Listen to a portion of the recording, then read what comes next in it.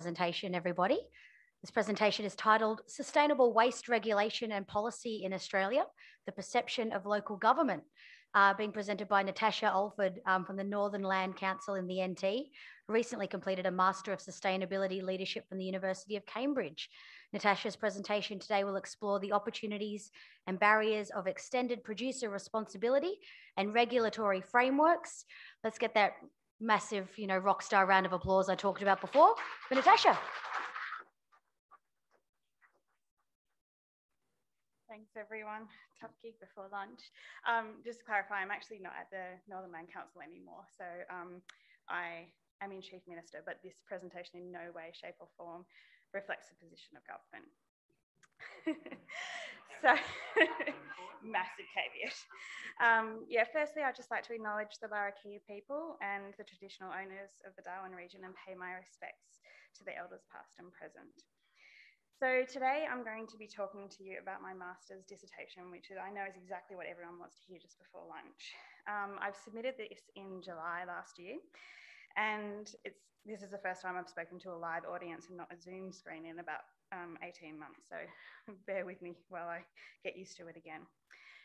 My dissertation covers the perspective from local government across Australia. And I hope that you're going to find it useful or even just vaguely interesting. But while we go through, there's been a lot of talk about the differences of the territory and our particular context. But as I go through what the findings were, I'd like you to think about whether or not these findings are significantly different to the territory. So just a bit about me, for those that I don't know. I've got a background in law and environmental science, and I've been lucky enough to work across Australia as well as the Pacific Islands for most of my career. I've obviously worked at the Land Council, so I looked after West Arnhem and Kakadu, so I do have a good understanding of the NT context. Throughout all of my career, waste has always been a really constant theme. The more work I did on it, the more I really wanted to understand the broader systemic challenges. And this really sparked my interest in levers for change. And that ultimately led to my postgrad courses and degree at Cambridge, where my research focused on sustainable regulation and policy in the context of circular economy and sustainable production and consumption, which is one of the SDG goals under Agenda 2030. So today I'm just going to talk to you about what my research question was and the background or the drivers for these particular questions. The current literature on the topic, which is actually very, very different to industry knowledge. So obviously what everyone in this room knows and thinks. I'll talk you through my methodology, so research process, and then the challenges to the data collection, because I really think it's important and to be transparent. And then sort of findings and next steps. So the main research question was to identify the opportunities that local government across Australia saw in respect to regulation and policy frameworks to address waste challenges and decouple that economic activity from environmental harm and waste generation. The sub-questions that I explored looked at how or whether local governments saw product stewardship and EPR frameworks as a lever for change, and what local governments saw as barriers to those frameworks, and then opportunities under the current frameworks to address waste generation challenges. So in terms of background, we've seen this linear economic model before. According to the Global Footprint Network, we're consuming 1.75 Earths per year to satisfy the global demand for goods and services. It's broadly accepted that these sorts of unsustainable production and consumption practices, as well as linear economic models, are two of the biggest sustainability challenges that we face. And they're also inextricably linked to greenhouse gas emissions and climate change. The World Bank estimates that humans are going to generate 3.40 billion tonnes of waste annually by 2050, which is an exponential increase from the 2 billion tonnes that we generated globally in 2018. So what these projections generally mean is it's not good news for the natural environment and our future. So if we drill down into the Australian context, this is from the last State of the Environment report. It shows that our general measures for population, energy consumption, water consumption, and greenhouse gas emissions are increasing. So these are all the lines at the bottom. However, our waste generation has increased, and that's the top line, if you can't see it, 163% when compared with 1997 figures.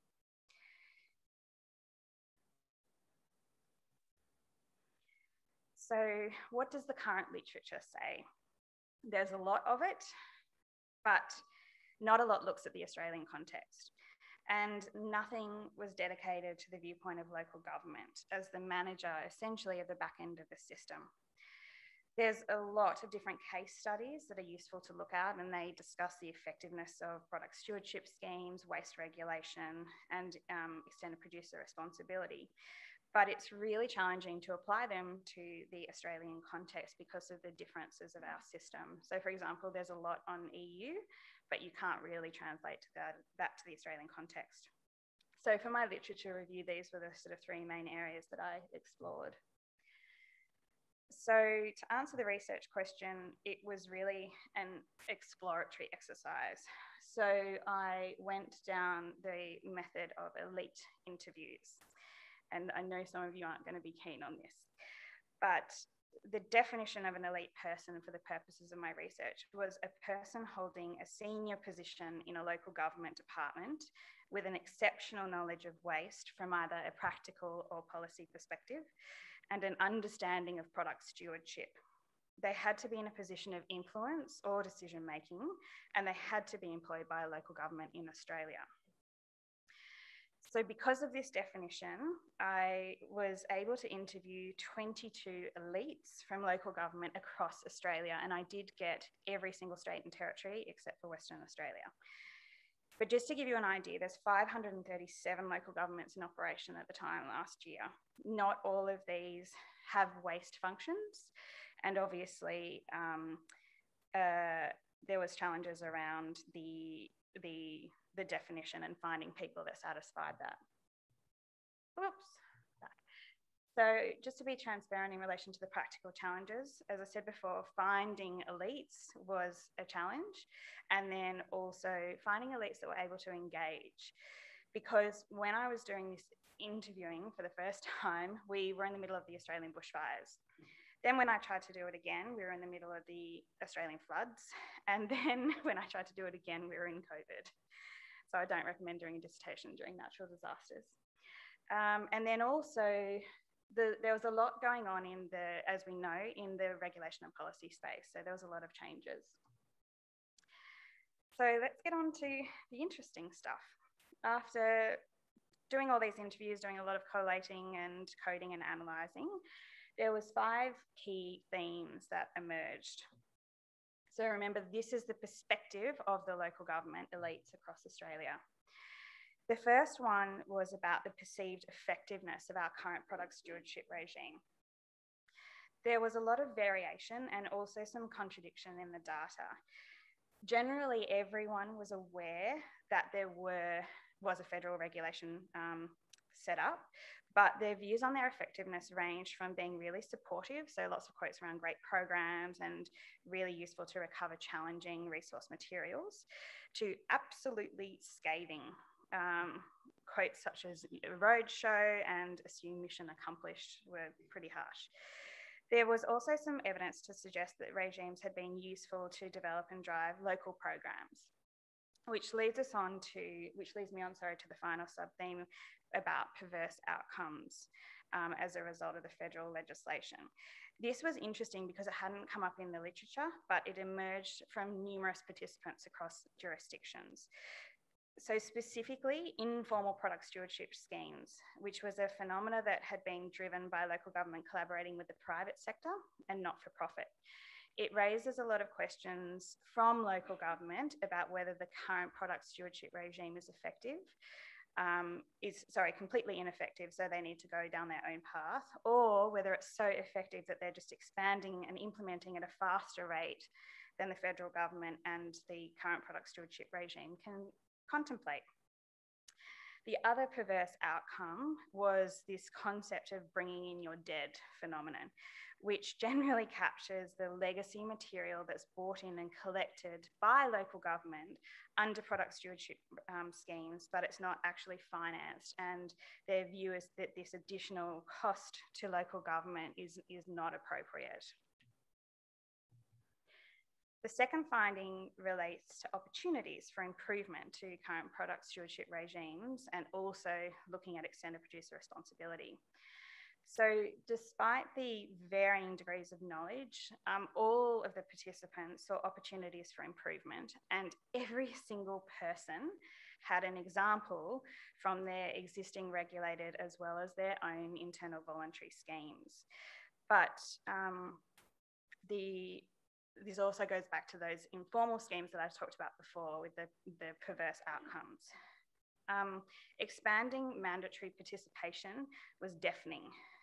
So despite the fact that, as someone mentioned before, we don't actually have any fully mandatory product stewardship schemes, there is an argument that oil is one, but we technically don't have any fully mandated schemes in place under the Act, but everyone wanted one. They also want products covered by these schemes to be expanded, and a reduction in the timeframes between when products are actually discussed and when they're bought into the schemes. TVs was a major criticism. In terms of the products covered, participants were really forthcoming about naming the types of materials, in particular mattresses, sanitary products, solar panels, which we've talked about a lot, e-waste in terms of being extended to anything that has a cord, and nappies. So placing a greater regulatory burden on designers, manufacturers, and distributors. It was a really strong gap, and some elites went on to call for specific regulation on the use of problematic materials in design, and I think some of our other speakers have touched on that before. Collaboration. So the data revealed that local government is really discouraged by a perceived lack of collaboration across all levels of government, as well as between local governments and also with industry. I'll just read a quote. EPR and other things are the gambit of the Commonwealth. It's necessary for states and the Commonwealth, as well as local government for that matter, to collaborate around what outcomes they want to achieve and what targets they want to achieve, and therefore how reform can best be facilitated. So this is really contrasting with the evidence about the successful nature of the informal product stewardship schemes. And then finally, overseas models. A lot of the elites drew on the overseas product stewardship and extended producer responsibility schemes as being ones that we should consider implementing or expanding our current regimes to cover. The EU was probably the major model that came up as being ideal and one in which we should be looking to for improvement or at least some significant guidance. The third finding was in relation to drivers for change. So stakeholder expectation. Participants basically saw that this was their perceived primary driver. However, they were considering stakeholders only in the context of their ratepayers and the downstream, so not in terms of the broader stakeholder context that we would think about. They're also saying that the more that happens in this space, the more pressure that local government is experiencing from their stakeholders to take more action. And interestingly, documentary television was named as one of those influencing stakeholder factors, particularly that documentary on war on waste. Financial incentives and disincentives were found to be other serious drivers for change, particularly in relation to decision making and viewpoints on product stewardship. And then finally, new technology was a significant driver. there was a strong perception by the elites that we need to develop and support technological solutions to close the loop in the product stewardship schemes. However, their view is that this incentive is required to make Australia competitive, and that it needs to be led, or at least in part supported, by the existing product stewardship and expanded product stewardship schemes. The fourth finding was the barriers. The first one was interesting. It's the actual role of local government. There is a general perception amongst the elite that the role or the function is just the collection and management of waste. This links really strongly with the levying of rates and general revenue and how local government obtains that. So in other words, the statutory role and functions that local governments have under their local government acts is arguably acting as a disincentive. It's disincentivising local government from participating in current schemes and expanding their own ones, because it ultimately leads to a reduction in waste generation, and that is a reduction in rates. This requires a better look at local government acts, in my findings, and a more holistic approach to regulation. So going back to one of my themes in my literature review, is regulating for a circular economy and not for a linear economy. Contracts in waste services, I'm not going to go into detail about this, but it was a significant barrier, particularly in metropolitan councils. Consumer understanding. There was generally a perception that consumers don't equate their purchases to the generation of waste and also environmental harm. And there was a strong theme about this concept of wish cycling, where consumers are just putting all of their waste into recycling bins or product stewardship bins, hoping that it's going to be recycled. And then finally, the resource recovery market.